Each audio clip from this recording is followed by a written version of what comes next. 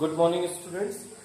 आज हम लोग वैद्युत क्षेत्र, जैसा कि हम लोग वैद्युत क्षेत्र पढ़ रहे थे चैप्टर, उसमें हम थोड़ा सा आगे प्रोसीड करेंगे। लास्ट लेक्चर में हमने पढ़ा कि वस्तुओं को आवेशित कैसे करते हैं। तो आवेशित करने की हमने 3 विधियां पढ़ी थी, जैसे घर्षण द्वारा आवेशन, फिर दूसरा पढ़ा कि प्रेरण द्वारा आवेशन, और एक और पढ़ा चालन द्वारा आवेशन। तो इन तीनों विधियों को समाप्त किया था। उसमें हमने तीनों विधियों को बहुत डिटेल में डिस्कस किया था। तो आज हम उसमें एक छोटी सी बात नोट में आप देख लीजिएगा। जैसे अगर हमें विद्युतीकरण चेक करना है कि कौन सी वस्तु आवेशित है और कौन सी वस्तु आवेशित नहीं है, तो इसे चेक करने का सबसे सही तरीका प्रतिकर्षण है, आकर्षण नहीं है। जैसे मान लीजिए कि 2 वस्तुएं हमारे पास है, ये वस्तु आवेशित है सपोज, और ये भी आवेशित है। अगर हम पास लाए दोनों प्रतिकर्षित कर रहे हैं, तो ये पक्की गारंटी है कि इस वस्तु पर जो भी आवेश है, जिस प्रकृति का आवेश है, उसी प्रकृति का आवेश इस पर होगा। मान लो ये धनावेशित है, तो ये प्रतिकर्षण हुआ है तो 100% ये भी धनावेशित ही होगी। अगर ये ऋणावेशित है और दूसरी वस्तु लाए और प्रतिकर्षण हो रहा है, तो ये भी ऋणावेशित होगी। परंतु यदि आकर्षण हो, उल्टा सोचते हैं, अगर हम इस बात को सही से समझना चाहते हैं तो इसका उल्टा सोचिए। अगर ये धनावेशित है और ये ऋणावेशित है, आकर्षण हो रहा है।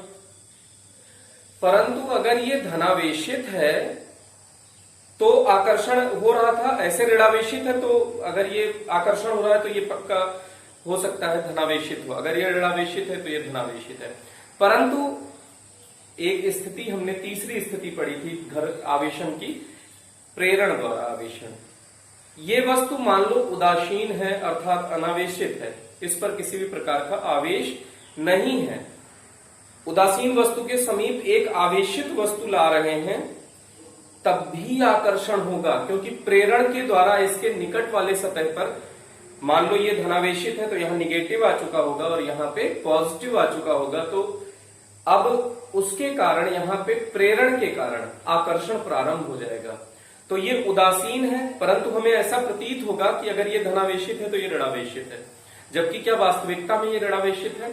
तो आंसर है नहीं है, परंतु हमें ऐसा लगता है कि ये ऋणावेशित है। तो अगर कहीं 2 वस्तुओं में आकर्षण हो रहा है, तो ये ज्ञात करना कि उस पर आवेश किस प्रकृति का है, ये थोड़ा सा मुश्किल है।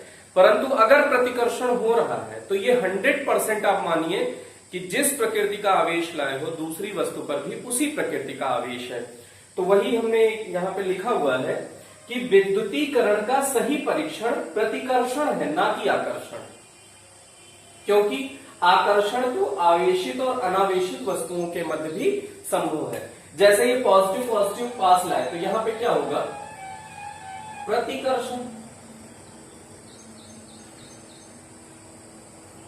निगेटिव निगेटिव पास लाए तो भी क्या होगा? प्रतिकर्षण। परंतु अगर पॉजिटिव निगेटिव लाए हैं या निगेटिव पॉजिटिव लाए हैं तो आकर्षण हो रहा है। एक ये भी स्थिति हो सकती है कि ये पॉजिटिव है तो भी आकर्षण होगा, अनावेशित है, देखिए इस पर किसी प्रकार का आवेश नहीं है, ये अनावेशित है तब भी आकर्षण हो रहा है। और अगर ये धनावेशित है तो ये इसके निकट वाले सिरे पर ऋणावेश एकत्रित हो जाएगा आकर्षण के लिए, और अगर ये ऋणावेशित है तो निकट वाले सतह पर धनावेश एकत्रित हो जाएगा। तो इस प्रकार इसमें आकर्षण तो फिर भी होगा।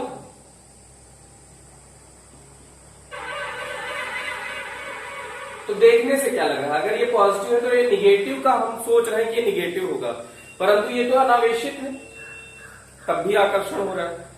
तो इस प्रकार ये बात आपको बहुत अच्छे से ध्यान रखनी पड़ेगी कि अगर 2 वस्तुओं के मध्य आकर्षण हो रहा है, तो जो दूसरी वस्तु है जिस पर हम आवेश की प्रकृति ज्ञात करना चाहते हैं, ज्ञात करना मुश्किल है, पता नहीं वो अनावेशित भी तो हो सकती है। तो यदि वो वस्तु अनावेशित है तो भी हमें ऐसा प्रतीत होगा कि वो विपरीत प्रकार की आवेशित है। तो इस प्रकार विद्युतीकरण को अगर चेक करना है कि किसी वस्तु पर आवेश क्या है, किस प्रकृति का है, तो प्रतिकर्षण ही इसका एक तरीका है। अब आगे इस बात को अगर आप अच्छे से समझ चुके हैं तो हम लोग आगे बढ़ते हैं। आवेशों के गुणधर्म। तो प्रॉपर्टीज ऑफ इलेक्ट्रिक चार्ज में पहला गुणधर्म है योज्यता का नियम, या आवेशों के योज्यता का नियम या गुणधर्म। तो आवेश आप जानते हैं, आपने शुरू में ही एक परिभाषा पढ़ी है कि आवेश एक अदिश राशि है। तो आप जानते हैं कि अदिश राशियों को जोड़ने या घटाने के लिए बीजगणित के नियम का, साधारण बीजगणितीय नियमों का पालन होता है। जैसे हम शुरू से पढ़ते आए हैं +2 - 3, तो रिजल्ट क्या आएगा बेटा? -1। इसको हमने साधारण रूप से जोड़ दिया।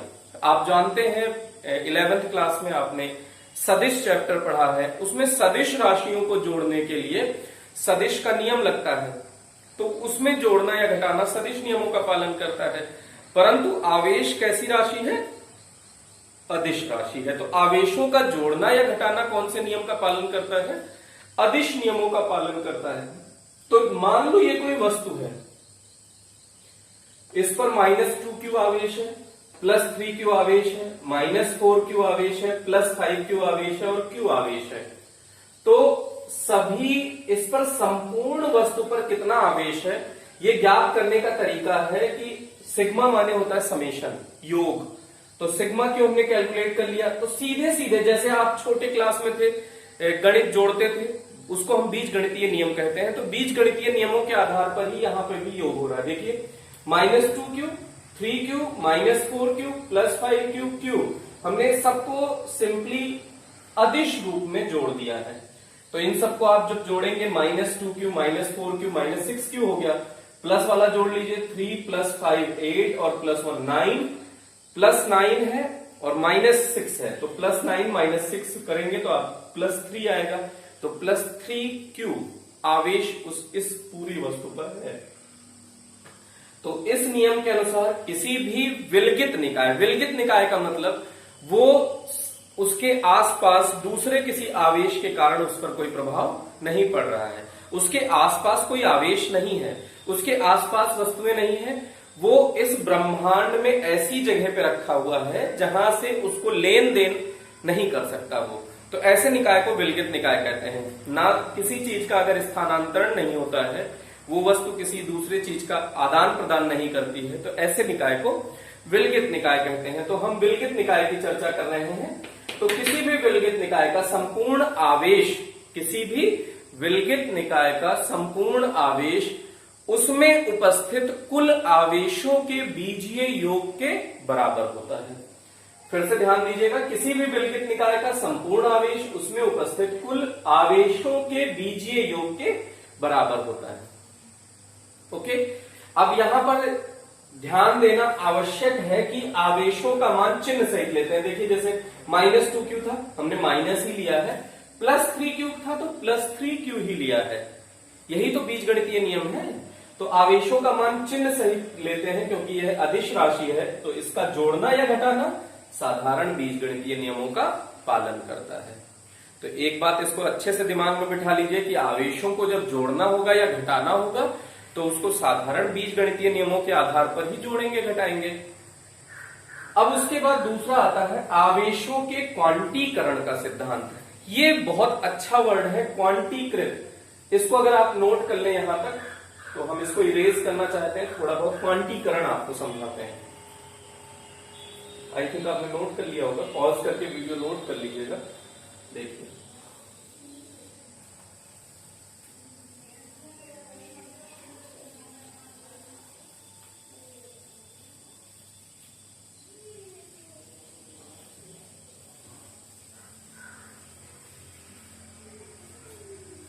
क्वांटीकरण समझने के लिए आपको एक छोटा सा एग्जांपल मैं आपके दैनिक जीवन से बताता हूं।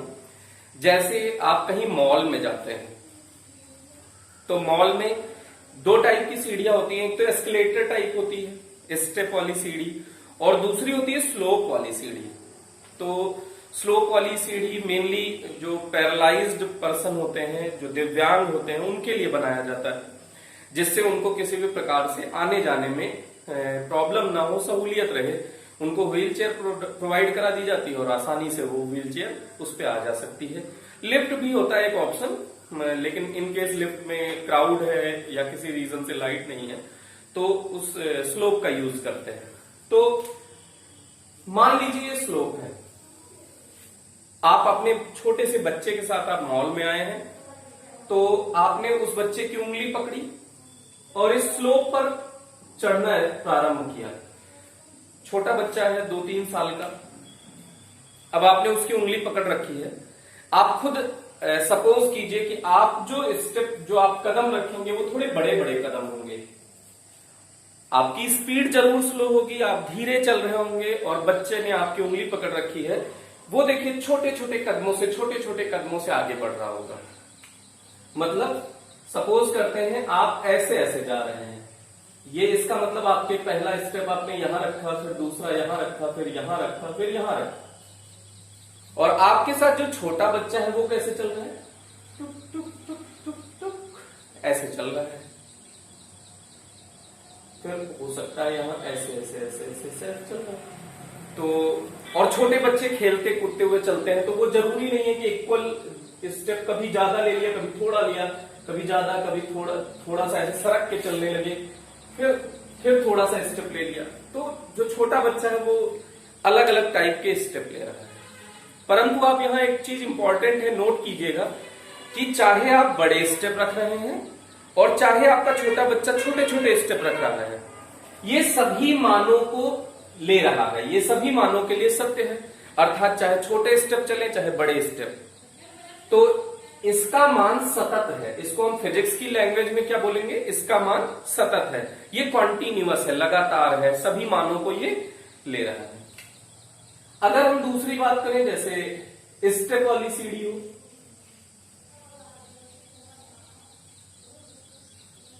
अब आप अपने बच्चे के साथ हैं, तो आपने ये स्टेप यहां रखा, फिर यहां रखा, फिर यहां रखा, फिर यहां रखा, फिर यहां रखा, फिर यहां रखा।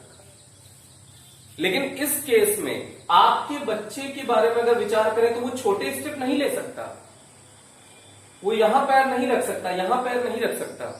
उसको अगर सीढ़ी पर चढ़ना है तो यहीं पे पैर रखना पड़ेगा।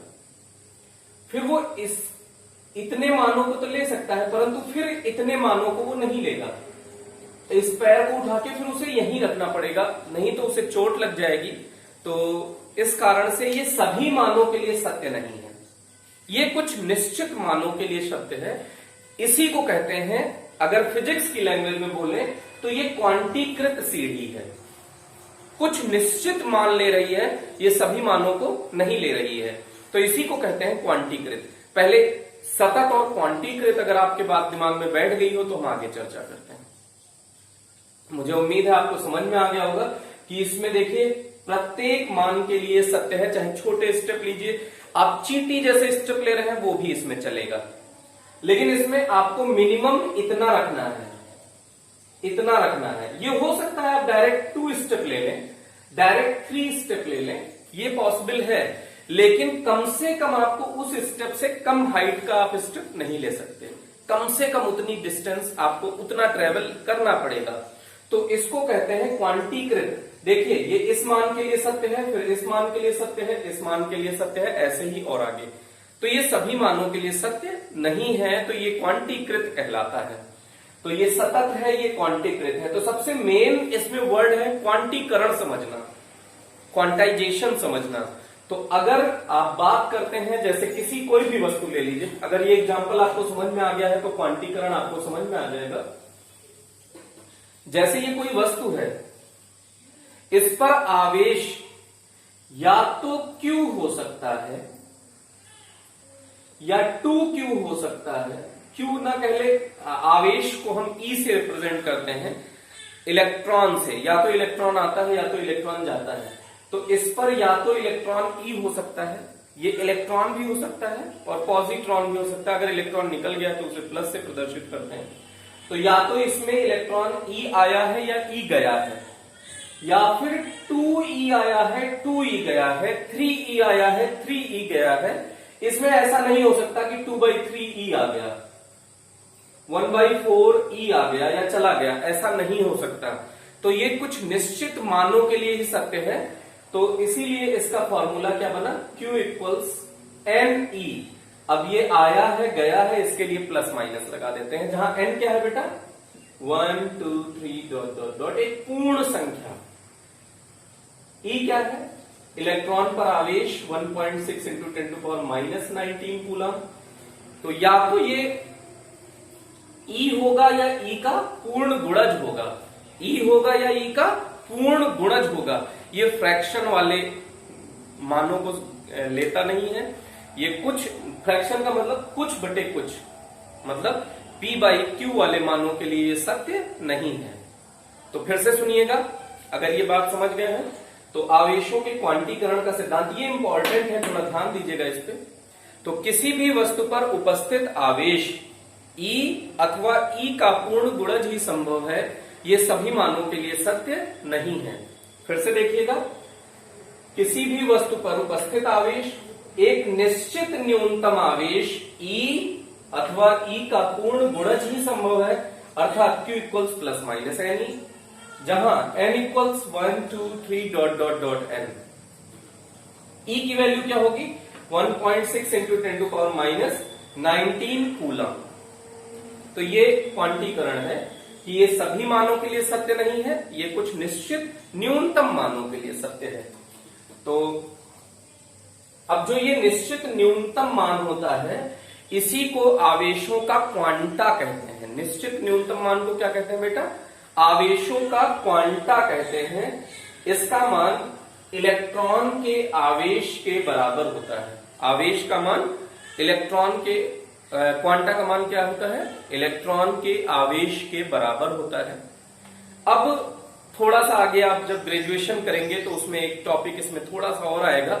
एक गैलमान नामक साइंटिस्ट थे, उन्होंने प्रैक्टिकली नहीं प्रूव किया है, उन्होंने थ्योरेटिकली सोचा है कि जो हम मानते हैं कि ई से छोटा या बड़ा नहीं हो सकता।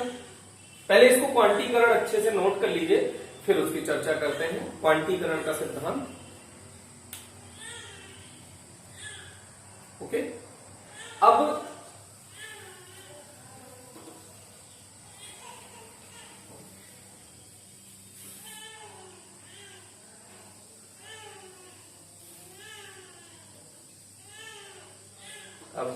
ये आपके कोर्स से रिलेटेड नहीं है, परंतु आपको समझना चाहिए कि एक गैलमान साइंटिस्ट थे, उन्होंने क्वार्क की परिकल्पना की कि क्वार्क जैसा कुछ कण होता होगा। तो उन्होंने कहा कि ये, जैसे आप ये जानते हैं कि ई से कम या ज्यादा आवेश नहीं हो सकता, क्वांटीकरण यही तो कहता है। तो गैलमान ने कहा कि नहीं, इसका मान फ्रैक्शन में भी हो सकता है, जैसे 2/3 और 1/3 ऐसा हो सकता है। अब इसको इन्होंने नाम दिया है कि जो 2/3 है उसे इन्होंने अप क्वार्क कहा है। 2/3 को अप क्वार्क और 1/3 को, यहां माइनस है, डाउन क्वार्क, दो नाम दिए हैं। तो इसे जनरली यू क्वार्क से प्रदर्शित करते हैं और इसे डाउन मतलब डी क्वार्क से प्रदर्शित करते हैं। ऐसे तो क्वार्क पार्टिकल 6 टाइप के होते हैं, तो हम उसकी चर्चा करने में इंटरेस्टेड नहीं है। अप क्वार्क, डाउन क्वार्क अभी हम लोग सीखना चाहते हैं, तो इसकी भी रिक्वायरमेंट नहीं है। लेकिन हम ये बताना चाहते हैं कि जैसे इसके बारे में कुछ बातें और आगे प्रोसीड हो चुकी हैं, कुछ बातें और आगे लोगों ने सोचना प्रारंभ कर दिया है। तो 2/3 अप क्वार्क और -1/3 डाउन क्वार्क। अच्छा, ये दोनों जो अप क्वार्क और डाउन क्वार्क है, कभी आज तक किसी भी प्रयोग में अकेला कोई क्वार्क नहीं मिला है। जैसे अप क्वार्क अकेला नहीं मिल गया, कभी डाउन क्वार्क अकेला नहीं मिला, मतलब ये एक साथ मिलेंगे। एक साथ मिलेंगे तो अगर हमने ये कह दीजिए कि 2/3e और प्लस 1/3e का समेशन करें तो 3e/3 हो गया, मतलब e हो गया। तो आवेश E के फॉर्म में ही मिला। अब ये हमने एक विचार है कि प्रोटॉन, अगर एक प्रोटॉन है तो वो 2u और 1d से मिलकर बना है, दो अप क्वार्क से मिलकर बना है और एक डाउन क्वार्क से मिलकर बना है। जैसे 2u की वैल्यू रखो भैया, 2/3 प्लस 1 इंटू -1/3e। इसको सॉल्व करिएगा, 4e/3 माइनस e/3, 3e/3e।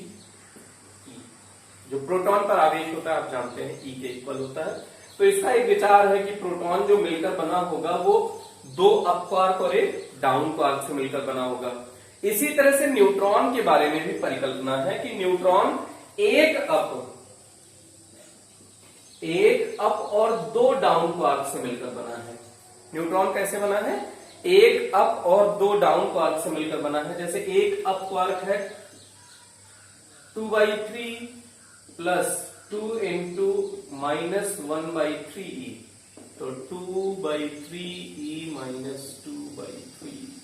तो न्यूट्रॉन पर आप आवेश जानते हैं शून्य होता है। तो ऐसे एक विचार है, ये गैलमान नामक एक साइंटिस्ट ने सोचा, परंतु इसकी हमको बहुत ज्यादा डिटेल एनालिसिस नहीं करनी है क्योंकि हमारे कोर्स का पार्ट नहीं है। बस इसको हम ये जानना चाहते हैं कि क्वांटीकरण को थोड़ा सा आगे प्रोसीड किया जा चुका है कि ये पार्टिकल ब्रेक फॉर्म में मिल जाते हैं, परंतु ये इंडिविजुअली अकेला कहीं नहीं मिलेगा। अप क्वार्क आपको अकेला कहीं नहीं मिलेगा, डाउन क्वार्क आपको अकेला कहीं नहीं मिलेगा। प्रैक्टिकली इसकी अभी तक कोई पुष्टि नहीं हुई है, प्रायोगिक पुष्टि नहीं हुई है।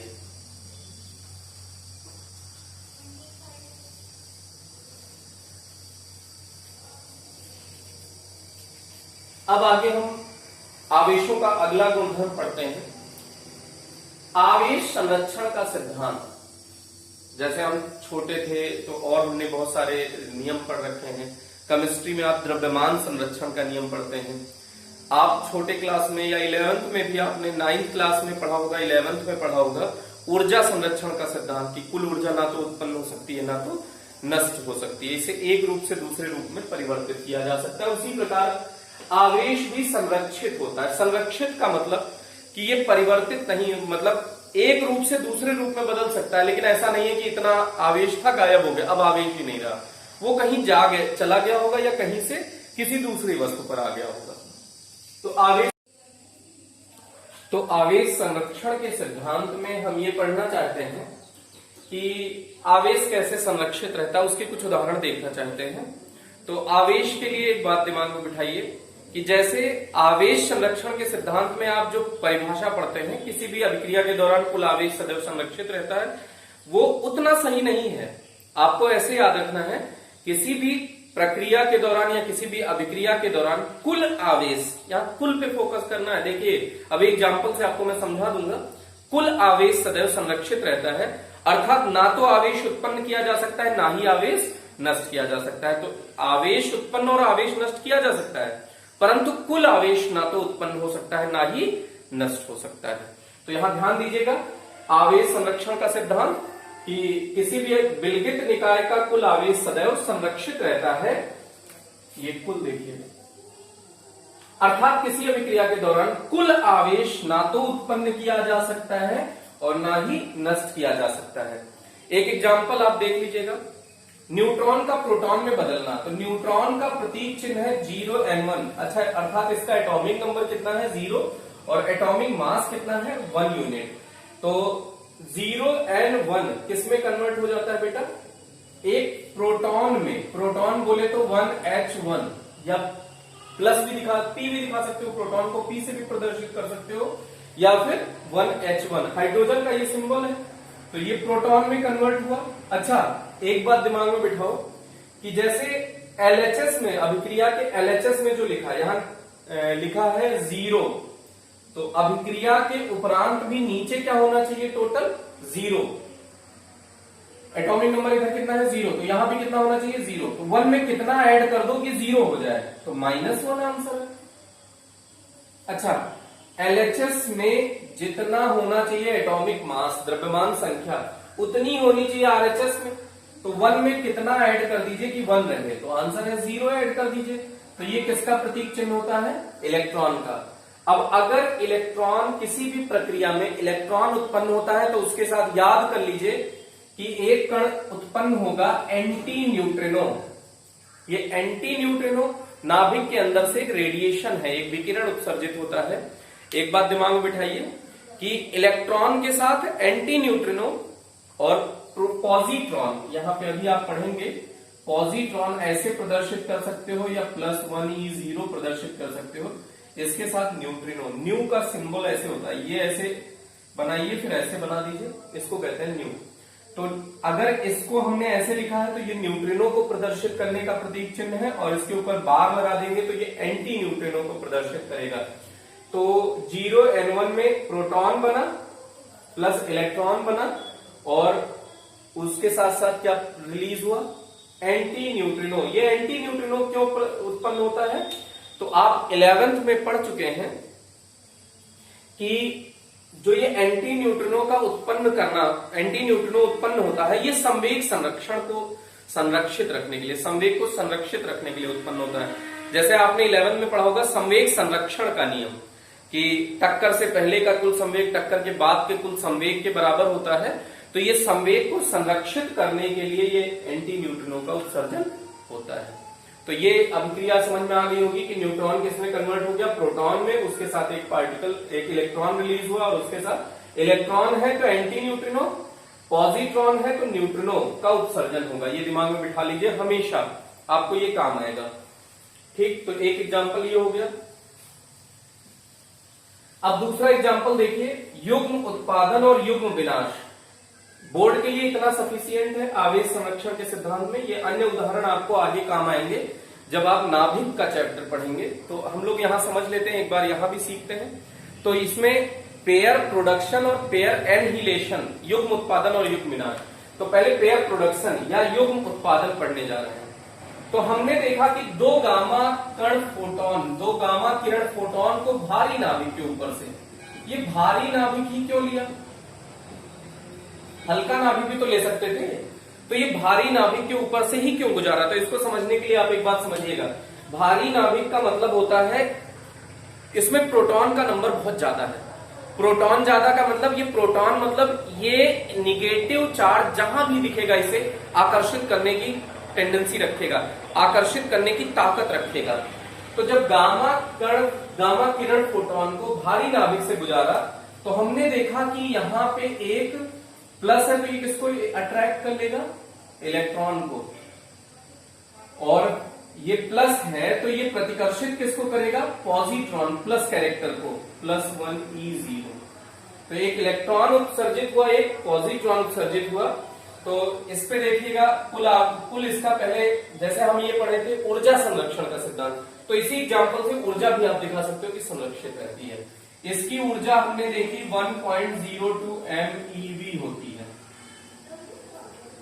अच्छा, इससे कम एनर्जी वाला लेंगे तो इफेक्ट बदल जाएंगे, जैसे क्रॉम्पटन इफेक्ट और ये सब इफेक्ट आएगा, तो ये सब अभी चर्चा नहीं कर रहे हैं। तो इतनी ऊर्जा का हमने रेडिएशन भेजा, तो हमने देखा कि यहाँ पे जो इसकी ऊर्जा है पॉजिट्रॉन की वो 0.51 MeV है। MeV का फुल फॉर्म क्या होता है बेटा, मेगा इलेक्ट्रॉन वोल्ट, मेगा माने 10⁶। तो 0.51 MeV, और इस इलेक्ट्रॉन की भी ऊर्जा कितनी है, 0.51 MeV। तो अब देखिए, सिर्फ ऊर्जा की बात करें तो ऊर्जा तो ऐसा लग रहा है नष्ट हो गई। अगर ऊर्जा इतनी थी, इसको अकेले को देखो तो लग रहा है नष्ट हो गई, लेकिन कुल ऊर्जा की बात करें, देखिए कुल ऊर्जा कितनी थी अभिक्रिया से पहले, इतनी, और अभिक्रिया के उपरांत भी कुल ऊर्जा कितनी है, टोटल करिए उतनी ही है, 1.02 MeV। तो कुल ऊर्जा ना तो उत्पन्न हुई है ना नष्ट हुई है। ऐसे ही कुल आवेश, इस पर गामा पर आवेश कितना है, कुल आवेश कितना है बेटा, बराबर 0। अच्छा, इधर कुल आवेश, अभिक्रिया के उपरांत कुल आवेश जोड़ना है, आवेश नहीं। आवेश के बारे में अगर आप सोचें तो यहाँ 0 आवेश था, यहाँ तो +1 आवेश है। इसका मतलब ऐसे लग रहा है कि आवेश उत्पन्न हो गया। यहाँ पर 0 आवेश, अगर इसको देखें अकेले को तो इस पर माइनस आवेश आ गया, इसका मतलब आवेश उत्पन्न हो गया। तो आवेश उत्पन्न नहीं होता है, ना ही आवेश, देखिए सॉरी, आवेश उत्पन्न भी हुआ और यहां भी देख सकते हैं आवेश उत्पन्न हुआ, लेकिन कुल आवेश उत्पन्न नहीं हुआ।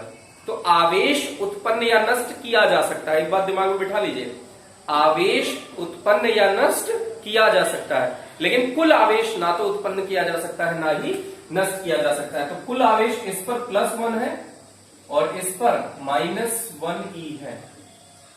तो कुल आवेश कितना है, इधर भी 0 है, इधर भी अभिक्रिया के पूर्व भी 0 था, अभिक्रिया के उपरांत भी 0 है, तो कुल आवेश 0 है। ठीक, अब इसके बाद अगर हम देखें, ये तो युग्म उत्पादन था, 2 की उत्पत्ति हुई है। इसी प्रकार ये सेम एग्जांपल है, रिवर्स साइड से देखेंगे, युग्म विनाश के लिए पेयर एनहिलेशन माने नष्ट होना।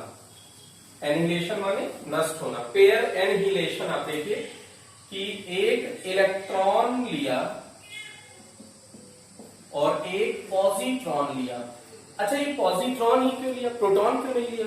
तो पॉजिट्रॉन लेने का कारण यह है कि पॉजिट्रॉन का द्रव्यमान इलेक्ट्रॉन के द्रव्यमान के बराबर होता है। तो जब द्रव्यमान बराबर होगा तो जो इंपैक्ट, जो टक्कर होगी वो बहुत बढ़िया इफेक्टिव होगी। जैसे एक ट्रक वाले से एक बाइक वाला टकरा गया, क्या होगा? ट्रक वाला तो ऐसे डेंटिंग साफ कर रहा होगा और बाइक वाला तो निकल लिया होगा। तो ट्रक और बाइक का इंपैक्ट प्रॉपर आया क्या? लेकिन अब देखिए, एक मर्सिडीज है, एक फरारी है, दोनों हाई एनर्जी से आ रहे हैं, दोनों क्या हुए? खत्म। अब यहां पे दोनों यूनिफाइड हो गए, एक हो गए। अब कोई ऐसे ढूंढ सकता है क्या कि मर्सिडीज का पार्ट कहां है, फरारी का पार्ट कहां है? दोनों क्या हो गए? एक हो गए। तो इसलिए हम द्रव्यमान बराबर रखते हैं और वेग भी, एनर्जी, वेग देखो आप, दोनों का वेग हम यहाँ पे या ऊर्जा बराबर प्रदान करते हैं 0.51 MeV और इसको भी 0.51 MeV ऊर्जा दोनों को प्रदान की है, जिससे दोनों की काइनेटिक एनर्जी सेम हो और टक्कर जो आए वो बहुत प्रॉपर आए। तो यहाँ पे जो हमने दोनों को एक दूसरे के सम्मुख भेजा और दोनों एक दूसरे से टकराए, तो यहां पर हमने देखा कि दो गामा रेडिएशन जनरेट हुआ और इसकी ऊर्जा हमने चेक की तो वही 1.02 MeV आई। तो कुल ऊर्जा जितनी इधर है अभिक्रिया के पूर्व, उतनी ही अभिक्रिया के उपरांत भी है। तो कुल ऊर्जा उत्पन्न भी नहीं हुई है, कुल ऊर्जा नष्ट भी नहीं है। इसी प्रकार आवेश देखिए, कुल आवेश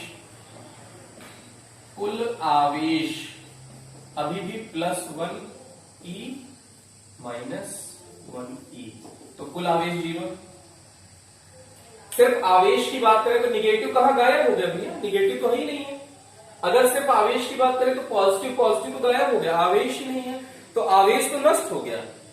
लेकिन कुल आवेश नष्ट नहीं हुआ है। कुल आवेश देखिएगा 0 था अभिक्रिया के पूर्व भी और कुल आवेश अभिक्रिया के उपरांत भी। कुल आवेश अभी भी, गामा पर आवेश होता है 0, तो कुल आवेश अभी भी नष्ट नहीं हुआ है। तो कुल आवेश ना तो उत्पन्न किया जा सकता, इसलिए हमें फोकस करना है किसी भी विलगित निकाय का कुल आवेश सदैव संरक्षित रहता है, अर्थात अभिक्रिया के दौरान कुल आवेश ना तो उत्पन्न होता है ना ही नष्ट किया जा सकता है। तो इसके हमने 3 एग्जाम्पल पढ़े। फिर अपन पढ़ने जा रहे हैं अल्फा बिगटन। क्या पढ़ने जा रहे हैं बेटा? अल्फा बिगटन। तो पहले ये जानना आवश्यक है कि अल्फा किसे कहते हैं। तो यहां 2 बातें याद रख लीजिएगा, प्रोटॉन किसे कहते हैं और अल्फा किसे कहते हैं। तो ये हमेशा इंपॉर्टेंट है, पूरे 12th में काम आएगा। तो अल्फा का मतलब होता है, जैसे आप हाइड्रोजन का नाभिक 1+ होता है उसके नाभिक में, उसके बाहर एक इलेक्ट्रॉन चक्कर लगा रहा होता है, हाइड्रोजन का प्रतीक चिन्ह हो गया। अगर हम इसको बाह्य विधि से ऊर्जा प्रदान करके इस इलेक्ट्रॉन को इस नाभिकीय बल से मुक्त करा लें, अर्थात ये इलेक्ट्रॉन यहां से इसको छोड़कर चला जाए, तो शेष क्या बचेगा? नाभिक। तो हाइड्रोजन के शेष बचे नाभिक को ही क्या कहते हैं? प्रोटॉन। ये ध्यान रखिएगा। प्रोटॉन किसे कहते हैं बेटा? हाइड्रोजन के शेष बचे नाभिक को प्रोटॉन कहते हैं। इसी प्रकार इलेक्ट्रॉन की चर्चा करें, सॉरी हीलियम अल्फा कण की, तो अल्फा का ये प्रतीक चिन्ह है, अल्फा कण। तो हीलियम का अगर आप डायग्राम बनाएं तो 2 न्यूट्रॉन और 2 प्रोटॉन होते हैं उसके नाभिक में। हीलियम के नाभिक में क्या होता है बेटा? 2 न्यूट्रॉन और 2 प्रोटॉन, और इसके बाहर कितने इलेक्ट्रॉन चक्कर लगा रहे हैं? 2 इलेक्ट्रॉन। अब किसी भी विधि द्वारा हम इसे बाह्य ऊर्जा प्रदान करें, इस इलेक्ट्रॉन को भी और इस इलेक्ट्रॉन को भी, और इसे इसके नाभिकीय बल से मुक्त करा लें। इसके हीलियम का जो नाभिक है उसने इसे बांध रखा होगा, इसके नाभिकीय बल से मुक्त करा दीजिए। तो अब शेष क्या बचेगा? सिर्फ इसका नाभिक। ये किसका नाभिक है बेटा? हीलियम का नाभिक। यह भी मेडिकल में पिछले साल आया था कि अल्फा कण किसे कहते हैं। तो हीलियम के द्विआयनित नाभिक को, हीलियम था, एक आयन यहां से निकला, एक आयन यहां से निकला, तो हीलियम के द्विआयनित नाभिक को अल्फा कण कहते हैं। तो ये क्या है? अल्फा कण।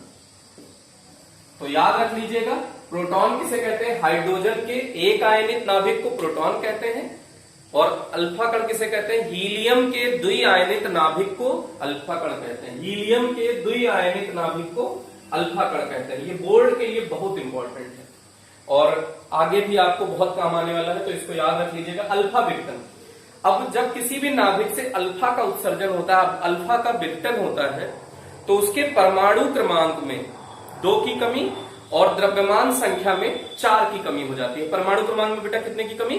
2 की कमी और द्रव्यमान संख्या में 4 की कमी हो जाती है।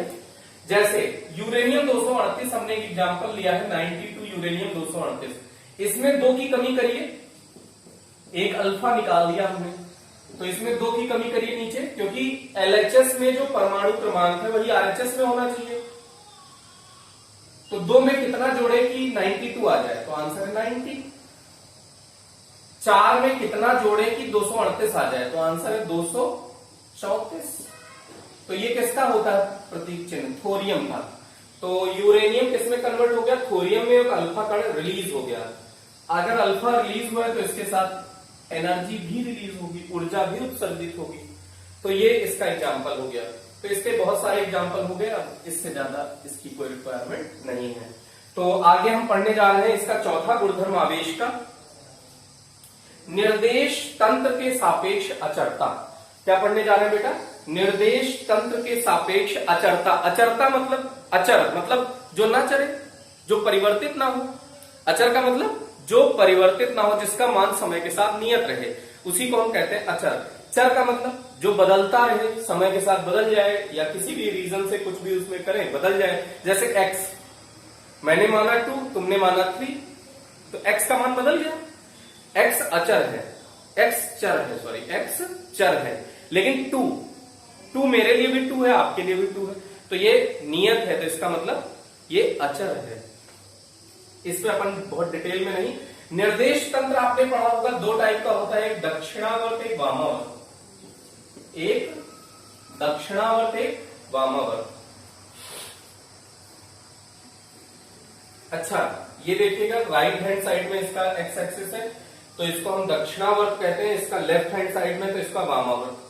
तो अगर आवेश का अध्ययन इस निर्देश तंत्र के सापेक्ष कर रहे हो, तो जो भी उसका मान होगा, अगर इस निर्देश तंत्र के सापेक्ष करोगे तो वही मान होगा। अर्थात आवेश का मान निर्देश तंत्र बदलने पर बदल नहीं जाएगा।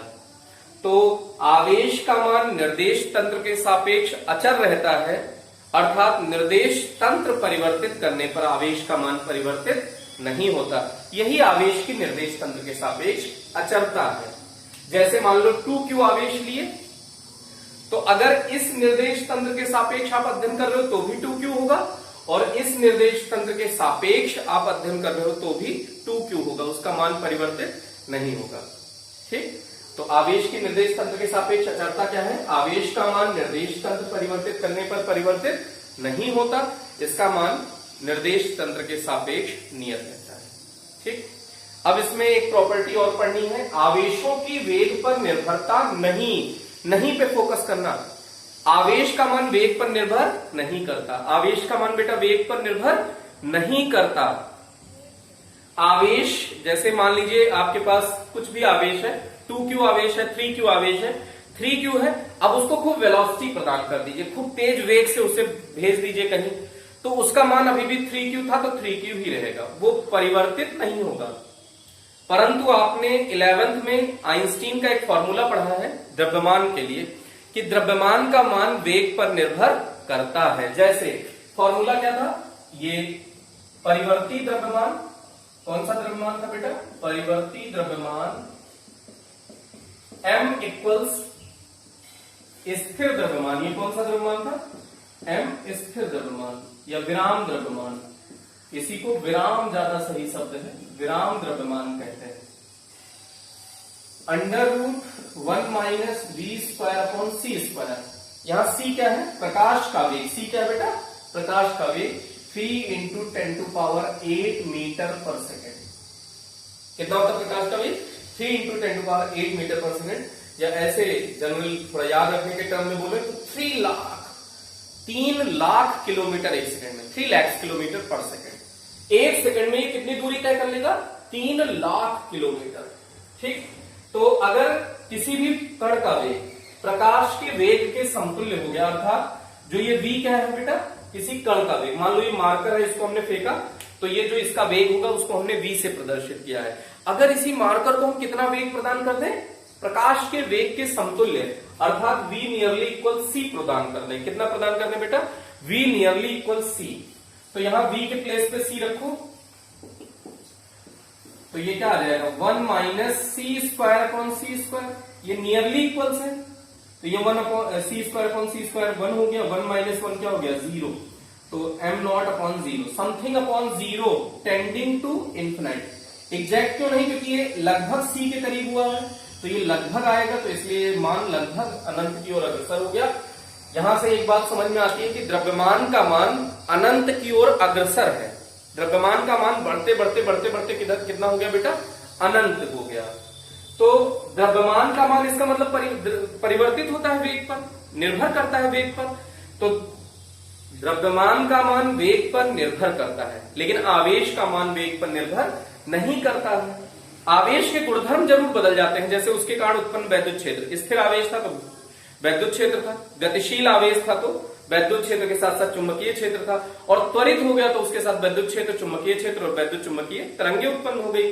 तो ये तो परिवर्तित होता है, लेकिन अगर हम इसकी चर्चा कर रहे हैं कि आवेश का मान कितना होगा, जैसे मान लो 2q था तो 2q ही रहेगा, कितना भी वेग उसे प्रदान कर दीजिए, तो ये आवेश की वेग पर निर्भरता है।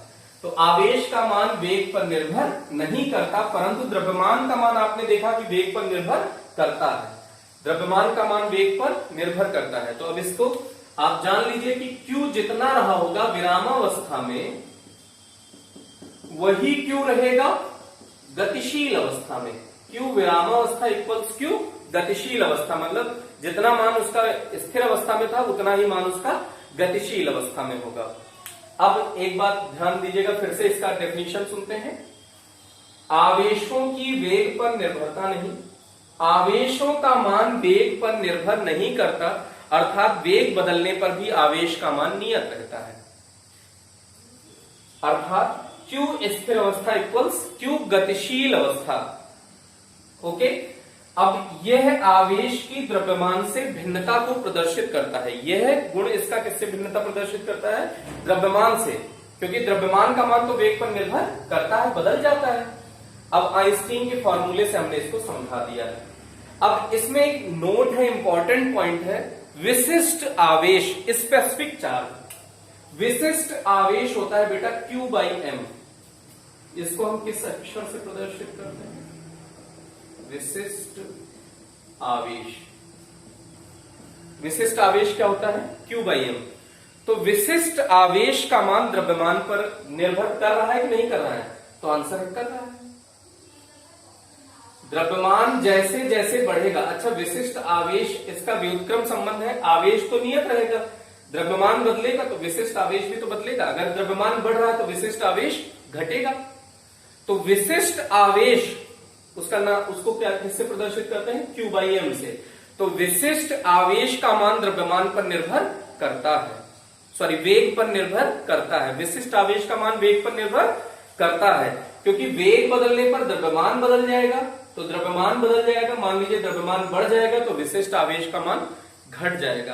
तो फिर से दिमाग में बिठा लीजिएगा कि आवेश का मान वेग पर निर्भर नहीं करता, परंतु विशिष्ट आवेश का मान वेग पर निर्भर करता है, क्योंकि द्रव्यमान परिवर्तित होने से Q/m, विशिष्ट आवेश को किससे प्रदर्शित करते हैं?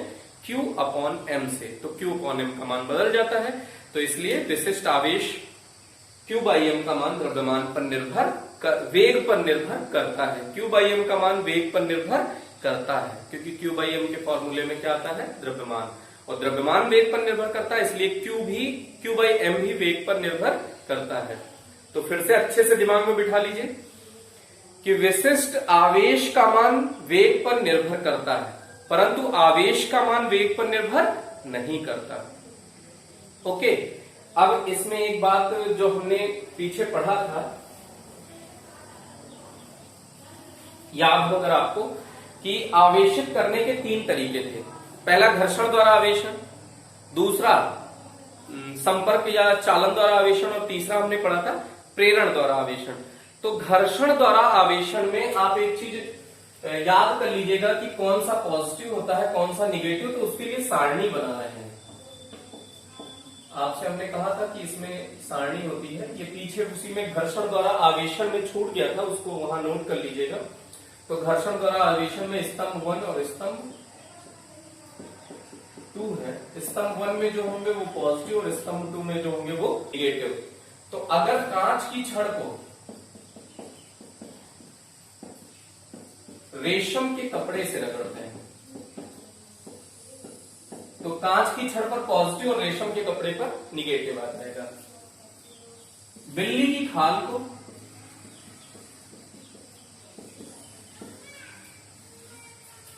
प्लास्टिक की छड़ या एबोनाइट की छड़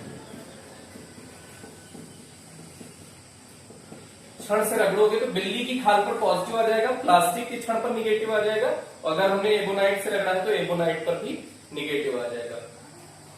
ऊनी कपड़ा को अगर हमने प्लास्टिक चाहे एबोनाइट चाहे हमने ले लिया रेजिन, इसी का दूसरा नाम एम्बर आपने सुना होगा,